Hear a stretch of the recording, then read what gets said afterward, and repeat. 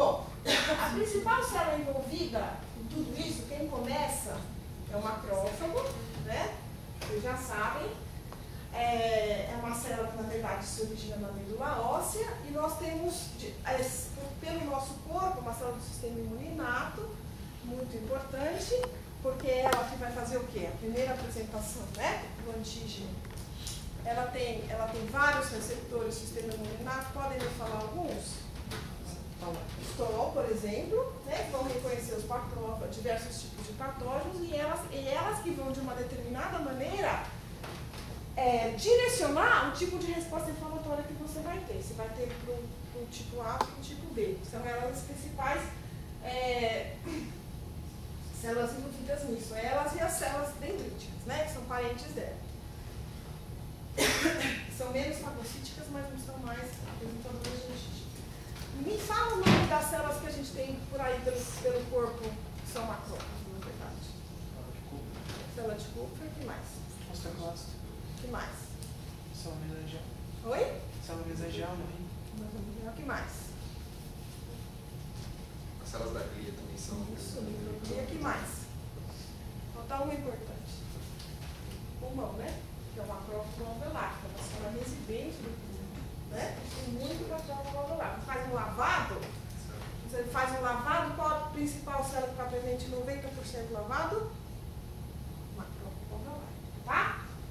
Então, ela é uma célula que migra da medula óssea, tem um tanto já residente, e nos processos inflamatórios você passa por um recrutamento maior dessa célula, né?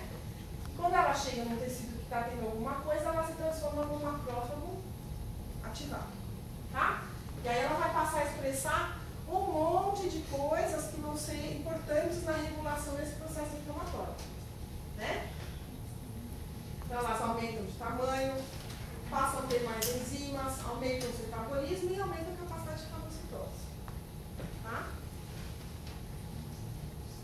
Então, ela vem vindo aqui. O que tem que acontecer para ela sair aqui? Aumenta a permeabilidade. O que mais? Molécula de adesão, exatamente, tá?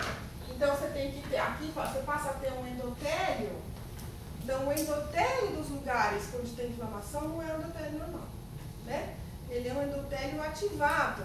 Ele é um endotélio que fala assim, célula inflamatória venha para cá, né? Então você tem um gradiente, por que quando eu tenho uma inflamação no pulmão, eu recruto um macrófago na medula e vai para o pulmão e não vai para o, sei lá, rim? Porque você tem um gradiente, né, de quimiocinas, que são essas citocinas recrutadoras, que chamam a célula para aquele lugar, tá? E o endotélio acaba expressando um monte delas, tá claro? Isso vai, esse tanto ele vai começar a virar um macrófago ativado e ele vai começar e ele está envolvido nas diversas etapas. Vai fazer espécie de oxigênio, secretar protease, secretar diversos tipos de citocinas, fatores de coagulação, etc. Ele já começa também a secretar fatores de crescimento, citocinas fibrogênicas, fatores androgênicos, remodeling, etc. Tá? Então, esse balanço, né, de quanto você destrói, quanto você repara, depende do agente, né, do tempo, né, do tipo de citocina que vai estar naquela sopa, né, tá? E, obviamente, se aquela inflamação for limitada, ele morre, ou vai para o linfático, né, como é, por exemplo, como a gente vê os pulmões de quem morre aqui em São Paulo, tudo preto, o macrófago pegou carbono e migrou para lá. E se a inflamação é persistente, você começa a ter mais uma proliferação local, eles começam a se proliferar, você passa a ter mecanismos de cada vez recrutar mais macrófago e outras células, né, que a gente vai ver, e ele se torna imóvel, né, tem uma citocina que faz isso, em vez de ele ficar zanzando por aí, ele vai ficar preso naquele lugar, tá? E aqui é uma lista gigante de coisas que os macrófagos podem secretar, elastase, protease, colagenase, etc. Né? Tem que saber algumas, tá, gente? Não tem jeito, tá? Vai ter que dar uma decoreba básica, mas tem que saber, tá? E a gente tem muita coisa de decoreba, né? Infelizmente na medicina, né, diferente de outras áreas, a gente tem que usar muito a nossa arte, né? A gente aprende, tem que acumular muita coisa, né? Faz parte do nosso treinamento. E isso vocês vão ver que no futuro vai diferir vocês de outros profissionais. Essa capacidade de integrar um monte de ter um monte de coisa no arquivo cerebral, isso faz parte do processo do aprendizado de vocês. Não tem jeito de escapar disso. Não tem jeito. Vocês têm que, para vocês chegarem no 6º ano, capazes de integrar tudo isso, que é o que o médico faz sempre. Então, esse conhecimento ele tem que ser acumulado e é decoreba. É a decoreba porque lá no fim você vai conseguir fazer pontes entre todas essas decorebas que você fez e isso vai fazer de você um bom médico. E isso difere os médicos de qualquer outro tipo de profissional que a gente trabalha, da área de saúde. Eu trabalho com outros tipos de profissionais e esse tipo de raciocínio clínico que a gente é treinado durante os 6 anos e que vocês na área básica, vocês acumulam conhecimento, não dá para trespassar isso, não dá para você pular essa fase. Se você chega lá no fim, você não consegue fazer o link que você tem que fazer com o médico. É chato, tem que decorar? Tem. É importante? É a base de vocês, tá? Outras células. Linfócitos, os linfócitos, né? Então, o macrófago vai passar a chamar linfócitos, que são as células que, na verdade, são as células que vão orquestrar tudo isso depois que o macrófago começar a sair de cena, né? Então, elas sendo ativada pela célula dendrítica, né, a célula apresentadora de antígeno. Qual a diferença do macrófago para a célula apresentadora de antígeno? A célula de antígeno é uma função. Célula. Oi? Não? A célula de antígeno é uma função, uma célula. Isso, mas todo macrófago é uma célula apresentadora de antígeno? Se ele for M1. Isso. E toda a célula apresentadora de antígeno faz fagocitose? Não, acho que ela também não faz. Isso. Então, dentro dessa classe tem células que se especializam só em você captar antígeno e não ter essa função fagocítica, tá? Elas vão liberar os linfócitos vão liberar citocinas que ativam cada vez mais o macrófago, a interferon gama é uma substância importante. E a inflamação crônica persistente são responsáveis pela inflamação crônica persistente. Sei que todos esses processos que eu mostrei para vocês é cheio de linfócitos, né? Tá? E essa interação é muito íntima, né? Como a gente pode ver aqui, que é meio um loop de autoalimentação, né? O linfócito T vai ser ativado pelo macrófago, que vai fazer citocinas, que vai chamar mais. Essas citocinas por primeira vez vão, né? Então, esse looping ele é autoalimentado se a inflamação persistir. Tá? Outra célula importante é o plasmócito. Né? O plasmócito faz anticorpo, como vocês sabem, e o macrófago, quando ele migra, a célula apresentadora de antígeno, quando ela migra para o linfólogo, ela vai estimular o priming do linfócito T e vai estimular o linfócito B a virar um plasmócito e fazer anticorpo para voltar para lá. Tá? Então, tudo isso que eu estou falando, gente, é imunidade adaptativa, né? É o que é, né? Imunidade adaptativa. Na verdade, qualquer processo de imunidade adaptativa está rolando, acontece isso. Como eu já falei, isso aqui é um linfonodo, tá vendo? Ó, cheio de folículo, isso aqui é um fígado, ó. Uma hepatite crônica, esse folículo linfóide. O patologista, quando vê isso, já tem quase certeza que isso é uma hepatite C.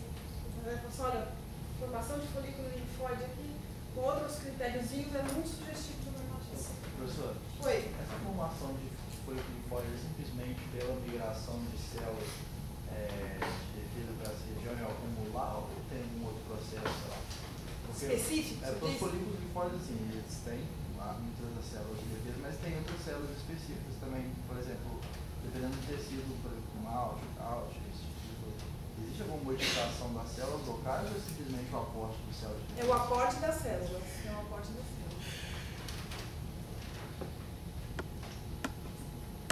No pulmão, né, você pode ter uma coisa que chama bronquiolite folicular, ó, os folículos ficam tão grandes que isso dá muito em criança, uma vez de criança principalmente. Que às vezes até obstrui o brônquio fecha por causa de tanto linfóide, ninguém sabe a causa. Tá?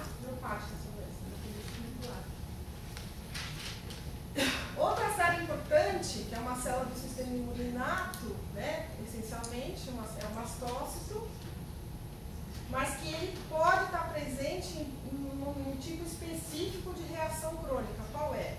Alergia. Né? Então, o que acontece? Qual a diferença entre um mastócito neoquinosso-asmático e de alguém que é asmático? O mastócito não responde a determinados antígenos que um asmático responde. Por que o mastócito do asmático responde ao antígeno e o meu não? Tem IgE para aquele antígeno. Então, o que tem o mastócito do asmático aqui grudados? Um monte de IgE. Né? Um monte de IgE, que a hora que o alérgeno encontra, o que acontece? Um crosslink, né? Dessas imunoglobulinas, e o que vai acontecer com ele? Degranular. E liberar, então, um monte de substâncias que causam, no caso, vai falar da asma, que eu estudo, causam broncoconstrição, né? Vão causar os sintomas do asmático, tá? Isso daí vai fazer o músculo do asmático. Tem alguém asmático aqui? Não? Tem um. Vai fazer o músculo liso contrair, né? Aumentar a secreção de muco na via aérea, causando os sintomas da asma. Opa! Então aqui, né, não vou entrar em detalhes, mas na verdade é isso que eu estou dizendo, é uma célula de cabeça, a célula apresentadora de antígeno, o linfócito vai se transformar no linfócito TH2, que vai, o linfócito B vai fazer um monte de IgE, que vai cuidar daquele mastócito, que vai encontrar um alérgeno e ele granula, né? Outra célula também desse processo, o eosinófilo, né? É uma célula bem engraçadinha, porque ela tem esses dois núcleozinhos, e ela é cheia de grânulos eosinófilos, né? Faz a gente olhar no microscópio e logo perceber que é um eosinófilo. Diferente de um neutrófilo. E de novo, tem doenças que que essa célula tem um papel importante. Alguém sabe me falar? Vermes, que mais?